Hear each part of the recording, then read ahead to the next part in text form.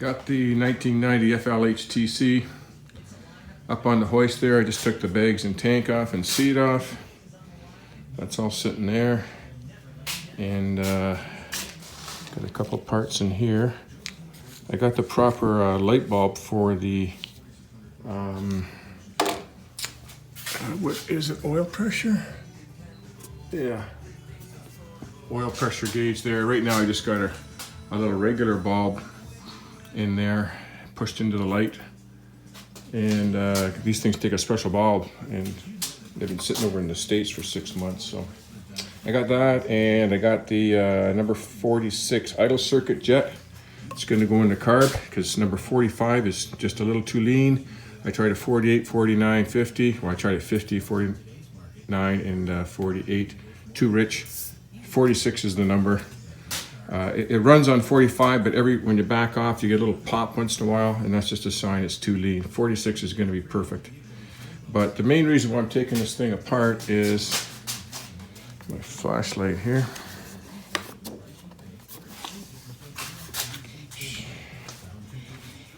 Gonna pull it's got a base gasket leak.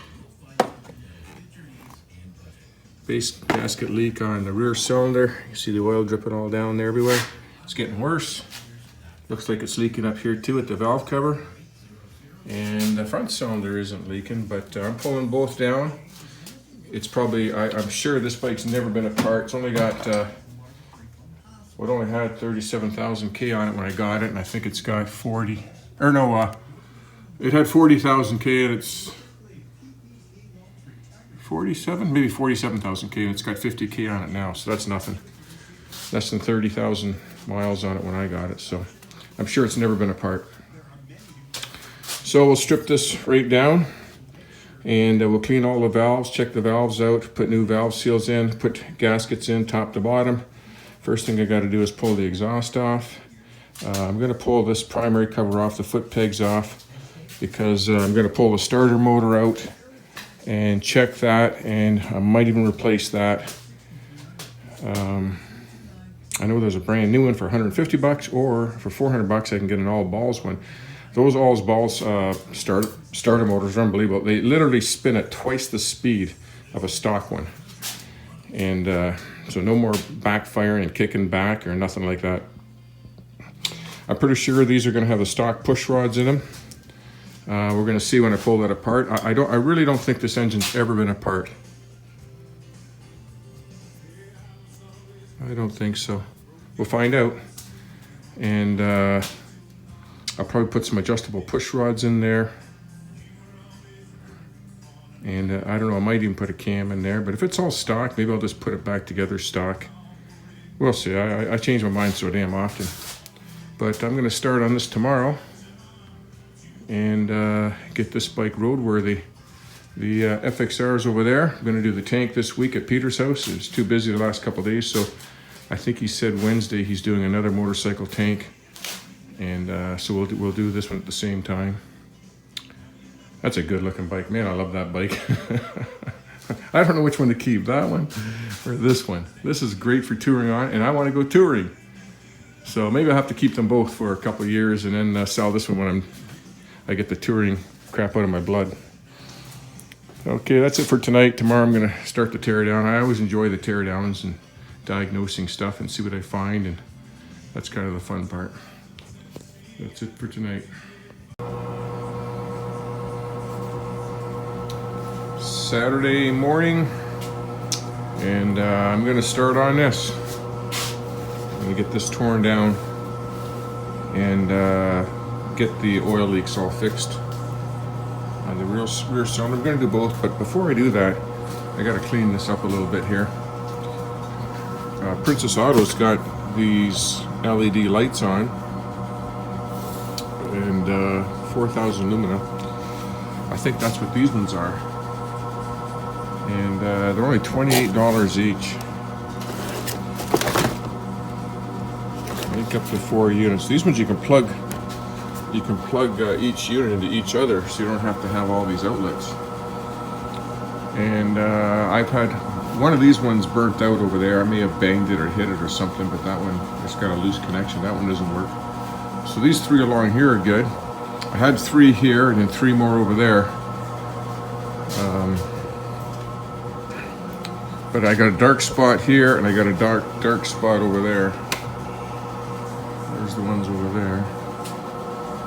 I want to get one like above the lathe over there, one here, and then I need one over here on this side for working. So I'm going to set that up. I also got some glass beads for the sandblaster, not crushed glass. Last time I was using crushed glass. These are glass beads and triple the price. And I'm going to get rid of this black carbon in this blaster in here. It just doesn't work. It plugs up the gun all the time in the pipe. So I want to dump all that out. And that's why I got this plastic bucket here. Only $7.95 at Princess Auto. So I'm going to put all the sand in there for now. And might use that in Peter's pot sandblaster at his house. We'll bring it over there anyways. And then I'll use this to put the kids' outside toys in. I got a box over there all falling apart. So yeah, I'm gonna clean this garage up here first.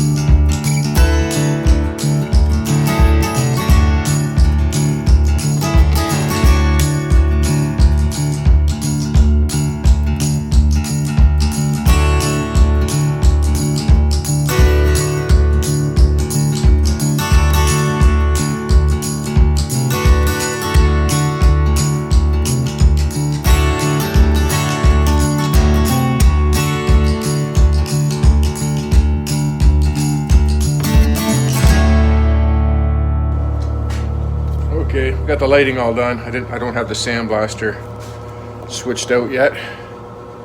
Lots of glare, eh? When I go up at the lights like that, like tons of glare. I try to keep it down. But yeah, when I start on that Norton there, I'm going to, I've got almost all the parts in for that Norton. I'm just waiting for 2 more valves. I got all the springs, guides, intake, exhaust, intake valves. I just need the 2 exhaust valves, and then I'm gonna switch that sandblaster, get all those parts sandblasted, get that done. But meanwhile, I'm gonna strip this down, and I'm gonna take the carb off first. I know I'm gonna be all over the place. I gotta take the exhaust off anyways. Probably gotta take the floorboards off, and if it was just the cylinders to tear down, it'd be easy. But you gotta take a lot of shit off. Meanwhile, I'm charging the battery on it too. So I think I'm just gonna film this and fast forward it with some music. And if anybody, because I've done so many of them that you can just look at my other videos. And if I see something, I'll stop it and talk about it. But otherwise, I think I'm just gonna fast forward through it, and you can slow it down if you want to see any particular part disassembly. Maybe I'll stop it when I get to the cylinders, but meanwhile I'll take all the other shit off right now.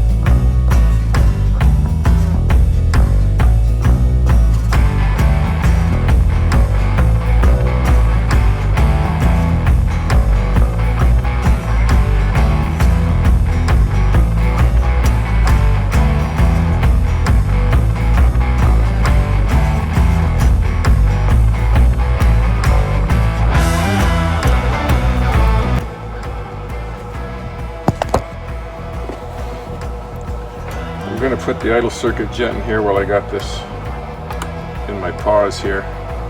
Yeah, I had one screw that got stripped, so I put an Allen head in there.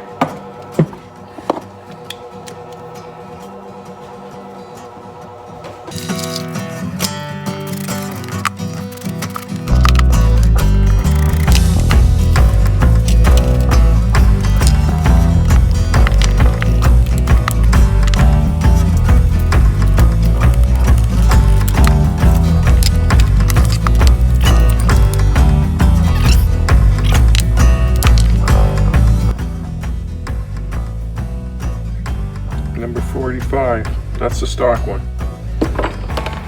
Needs a 46. That should make the difference.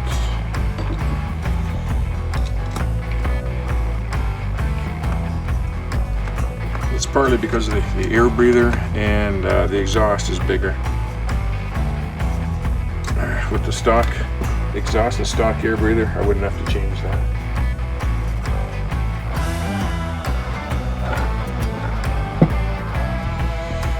I should order one of those adjustable mixture screws. You can get about 20 bucks. Meanwhile, I'm going to put this back together. And I'm just going to put these screws in lightly. I want to get some new screws.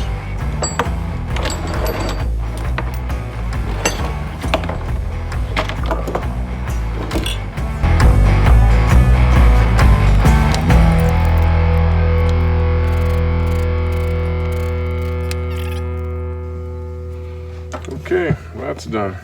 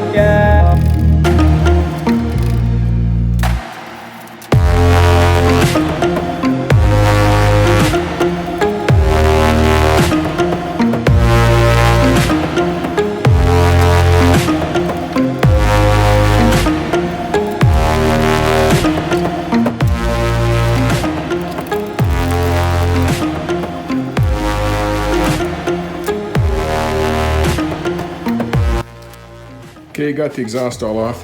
I'm just going to leave this header pipe in there. That way I don't have to take off the front running board, just leave it hanging in there. Loosen this clamp right off. Pretty much got to take the shields off here and on the crossover pipe to get access to it. But I'm going to pull the starter motor out too, and I think I'm going to replace that. The guy's got a brand new high output one for like 150 bucks, so I'm going to put that in there. I'm going to degrease everything as well too. But to take that starter motor out, I got to take the primary off. So I'll drain and change that oil.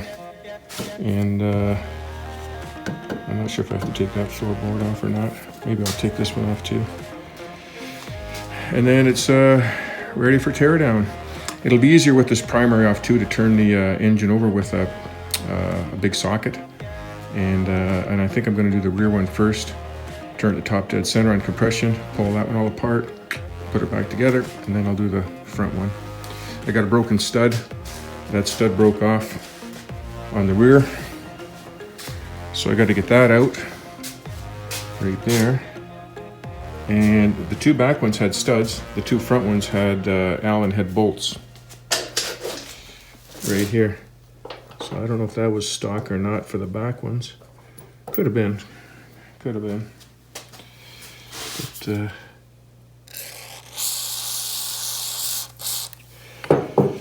so that's where I'm at. I'm going to do the primary side now.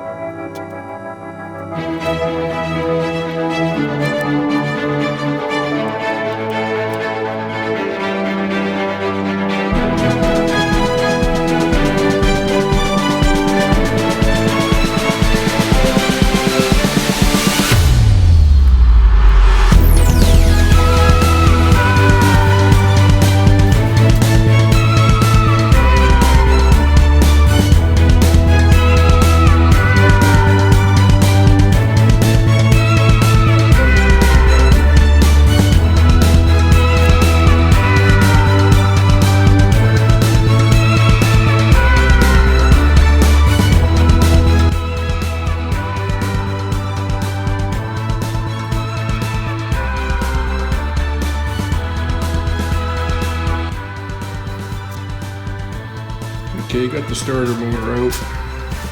Everything's ready to go to start tearing down the top end, but I think I'll do this in two parts. One, just the removal of the exhaust and all the parts, starter motor. You don't have to take the starter motor out to do the top end, but I'm going to replace that too because that starter motor's going. And took the primary off without taking off the front floorboard. Took off the back floorboard, but you can get it out. If you disconnect the linkage here, then this comes up far enough to get it around. And yeah, that's it. This thing's leaking everywhere. Like, I don't know, the front cylinder's not leaking anywhere, but the back cylinder's leaking even on these top screws. These weren't leaking last summer, but they're leaking everywhere. So yeah, I think that's it. I got one broken stud in there. I'll be able to clean all this up. There's the neutral switch.